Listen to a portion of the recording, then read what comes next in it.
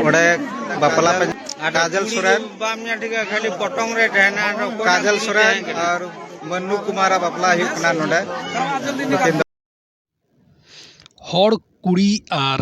दिक्कू कोड़ा हर कुड़ी दो दिक्कू कोड़ा सावे जवायना उन्हें पे वीडियो क्लिप पे बुझ के गया बोले काजल सोरेन और मन्नू कुमार माने काजल सोरेन दो हर कुड़ी कना और मन्नू कुमार दो दिक्कू कोड़ा कना माने चीज लेकान दुलड़ लेदा किन और इन होय दुलड़ लेदा इन बाय बछा ले को कोई हड़ कना कोई दिक्कू कना कोई छत्तीक कना से तायम ते दोहयना से बाय दोहयना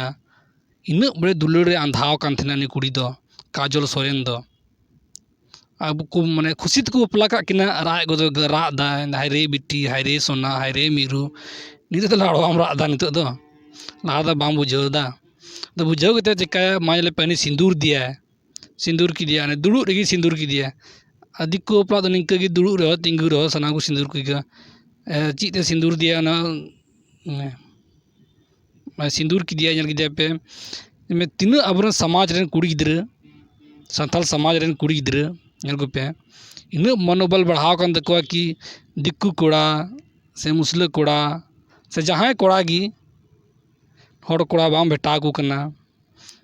उनको दो अगल बगल शायद अगल बगल आतोरन कना किन से मी आतोरन कना किन स्पष्ट रूप तेना घटना दो बन बुझ दाड़े कना और स्पष्ट रूप ते बुझ लिखा नहीं घटना कारना कना बांग कना और स्पष्ट रूप ते वीडियो बनाव कते इन अरिंग बुझाव बुना उन दो शायद कुड़ी आय बाबा कना से कोई कान चो डुबो दिया शायद कुड़ी आय बाबा कान गया और नंतर मंजी आड़ा में दुड़ू कना तीना खुशी तको बपला का किना निका का हर अगर हर कोड़ा दिक्कू कुड़ी अगू लिखाए एना हर कोड़ा अंते रे को दाल गोय किया माने है बोले की भेलो कुछ ना तो नितो कोन कइदा निना मनोबल हर कुड़िया संथाल कुड़िया बढ़ाव कान तकवा एकदम अब समाज पे डुबो गिदा बिटी चीज मेना निंका पे डुबो दा अब जे समाज पे डुबो कनिया अब जे हक अधिकार सार ची कुना ओना को पे जम चाबा